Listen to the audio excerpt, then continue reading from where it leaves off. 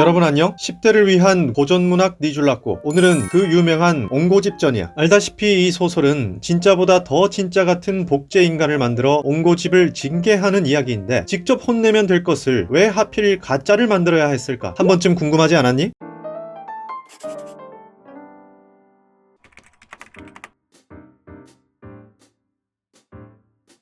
그 양반이 도대체 성격이 고약하여 남의 말은 제게 이익이 되든 손해가 되든 듣는 일이 없는 고로 별명이 옹고집이라 하더라. 간사하고 모질던가 사람이 하나도 방문하는 이 없는지라. 집 앞에 거리 놓으면 동량 한 조 많이 주고 별매로 쫓아내고 사랑에 과객이 오면 쫓아내고 죽만 보면 뛰어내달아 염주 목탁을 부수고 빈틈없이 묶고 나무 송곳 끝으로 두 귀에 구멍을 뚫어 꿰고 모가나무 심사로 고두쇠 박아 꿇어앉혀 정강이를 때리고 볼기쳐 팔도광산 중놈들이 여기저기 걸식 해도 그 동네에 가는 일이 없는지라. 옹고집은 천석군의 부를 가졌음에도 제 아버지의 병에 약 한 첩 지어주지 않고 걸식하는 일을 뚝 패는 당시 농촌에서 노약자를 함께 부양하던 공동체의 법칙을 거부하였으니 쉽게 말해 인심을 잃은 폐륜아라고 할 수 있어. 하지만 이 모습은 사회적으로 지탄을 받을 일이지만 법적으로는 처벌하기 어려워. 그래서 공적 감시자인 사또 같은 존재가 아니라 도승이라는 캐릭터가 홍구멍을 내러 등장하는 거지. 게다가 고전적으로 악인에 대해서는 처벌을 하거나 재산을 압수하는 식으로 민중의 보복 심리를 충족하는 데 반해 도승은 이러한 강압적인 방식을 선호하지 않아. 이 영불화상이라는 도승은 팔도 곳곳을 뜬구름처럼 다니듯 기묘한 술법에 능통한 자로서 옹고집의 소문을 듣고 직접 문제에 개입하고 있어. 도승이 옹고집에게 시주했다가 얻어맞고 똥을 받아오자 도승의 제자들이 대노하여 보라매가 되어 눈을 파버리자 미녀 구미호가 되어 홀린 다음 산골에서 굶겨 죽이자 호랑이가 되어 산채로 잡아다가 끝없는 고문을 하자는 등 폭력적인 복수를 요청하는데 도승은 불교의 자비를 실천하는 자로서 폭력이 아닌 다른 방식을 찾아 그것이 바로 옹고집을 복제하여 진짜와 가짜를 가리는 재판에 회부하는 일이야. 진짜 옹고집을 되려 사기꾼으로 몰아서 그가 가진 재산과 지위를 모두 박탈하고 공동체에서 왕따시키는 방법을 선택한 거지. 결국 내가 나임을 인정받기 위해 증명해야 하는 난제를 부과함으로써 정체성의 문제로 이어지게 되는데 이 개인의 정체성이란 단지 기억만으로 증명할 수 있는 것이 아닌 인간관계로 만들어지는 외부적인 특성이 있어. 달리 말해 내가 가족 혹은 친구에게 어떤 존재인가, 직장에서 어떤 사람인가로 정체성이 규정된다는 뜻이기도 해. 재판의 논쟁에서 가짜가 승소할 수 있었던 것은 진짜보다 더 정확한 기억을 갖고 있기 때문인데 독자 입장에선 누가 진짜 옹고집인지 알고 있다는 점에서 기억으로는 참과 거짓을 구별할 수 없음을 알게 되지. 따라서 몸을 복제한다는 것은 단순히 몸 하나가 늘었다는 뜻이 아니라 가족과 마을에서의 고유한 지위, 고유한 자리를 하나 더 만들어서 옹고집이 누리던 기존의 자격을 박탈하고 궁지로 몰아세우겠다는 뜻이야. 상상해봐. 어제까지는 분명 우리 엄빠의 자식이었던 내가 오늘 눈 떠보니 아무도 나를 못 알아본다면 엄빠의 사랑과 용돈, 자식이었기에 누릴 수 있었던 모든 것을 다 잃어버리지 않겠어? 이것이 바로 다른 고전과 차별되는 옹고집전만의 특별한 점이야. 또한 옹고집의 재산은 타고난 부일 뿐 노력으로 일군 것이 아니라고 묘사하는데 단지 운이 좋았던 거라면 그의 정체성에는 능력이라는 것도 없다고 할 수 있겠지. 나락 이후에 그 부를 재건할 능력이 없다는 뜻이야. 실상은 이렇게 아무런 능력이 없기 때문에 그의 가족과 하인들은 진짜를 알아보지 못해. 자기밖에 모르고 이기적으로 살아왔기에 타인과 쌓은 친밀한 정서, 신뢰 같은 특별함이 없는 거야. 자신을 알아볼 줄 알았던 확신이 타인들로부터 부정되는 것을 경험하고서야 비로소 혼란과 분노와 절망을 느끼게 돼. 처음엔 혹시 몰랐던 사실이 있나 싶어 쌍둥이인가 의심하며 상황을 이해해 보려 하고 가짜에 대한 분노가 일어나니 죽자사자 달려들어 현피도 떠보고 어떤 것도 상황을 해결하지 못하자 대성통곡하며 천지일월에게 차라리 날 죽여달라 애원도 하다가 결국 상실감과 피해의식에 살 의지를 모두 잃고 집으로 찾아가 목을 매기로 결심하게 돼. 여러 이본들 중 효도를 강조하는 김삼불본 버전에서는 재판 후 가족 사랑을 느끼고 뉘우치는 데 반해 박순호 버전에선 이때까지도 자기 잘못에 대한 문제의식을 느끼지 못하며 반성은커녕 여전히 피해의식만 노출하고 있어. 자살을 결심하고 굳이 집으로 가는 이유도 죽기 전 마지막으로 보려는 것이 고작 자신의 부라는 것이며 소유만이 자신의 전부임을 드러내는 거야.